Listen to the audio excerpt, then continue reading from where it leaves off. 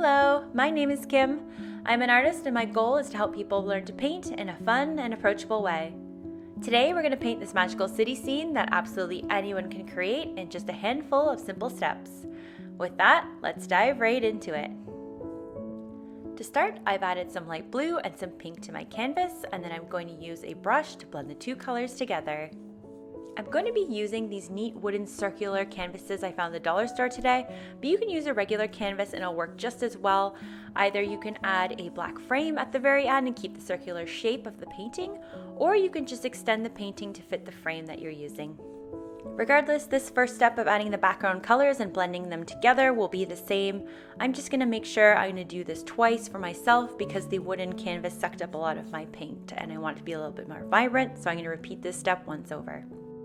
Next up, I've added some of that same light blue color as well as some black to my palette, and then I'm going to be using an angle brush and we're going to start making some of the buildings in the background.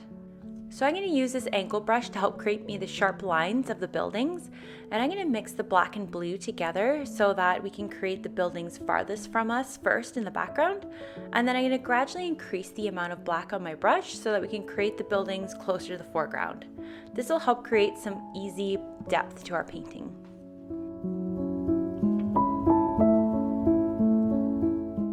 So just as we finish up our buildings here, I'm wondering if anyone else recognizes this scene from anywhere.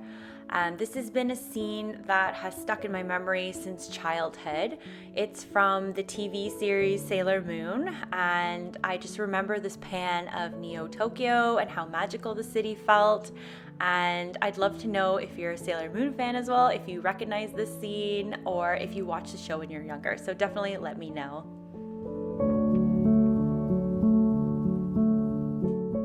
Alright, so as we finish up the buildings here, we're going to move on to the moon and stars next. So take this part slow. Painting moons is my kryptonite, so if you have a reference photo, definitely use that. But otherwise, just take it slow and build it up slowly. You can always add more, but it's much more difficult taking away paint after the fact.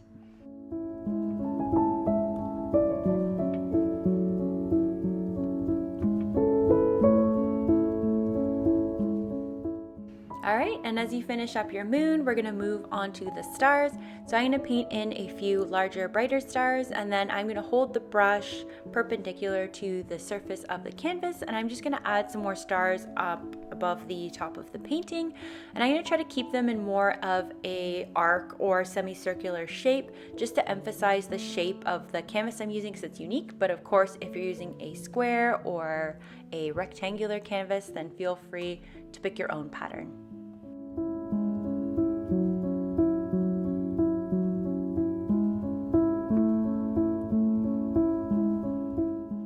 Once your stars are done, we're going to use the same brush, same paint, and we're just going to add all the little lights for the buildings.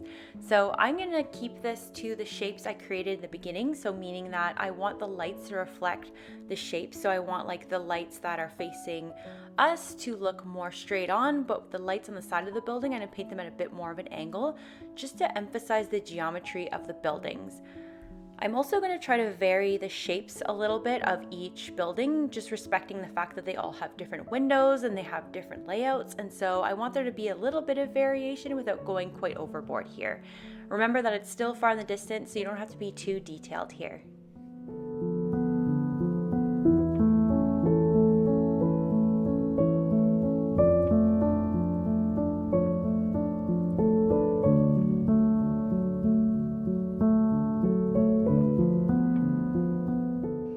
With that, we're on to the home stretch. So the final bit is we're going to add some lights down below to reflect the lights from the city.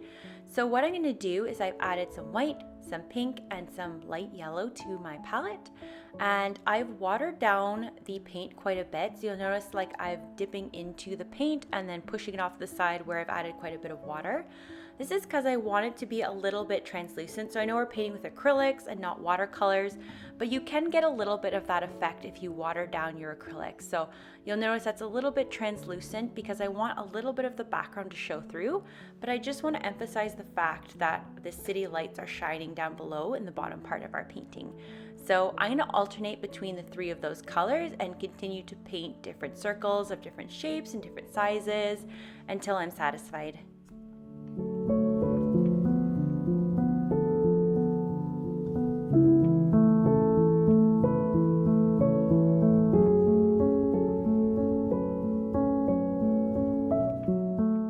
So one last tip I have for you as we near the end of our painting session together is that as we get towards the end and rounding the final details, it can sometimes be helpful to take a step back and look at your painting as a whole so you can get an idea of when you want to stop adding more details and let your painting dry.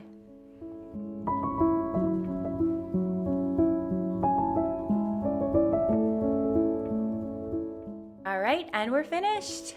If you had fun painting this magical city scene together, then I think you're gonna love this next art tutorial I have for you on how to paint another magical city sunset. So click to watch and I'll see you there.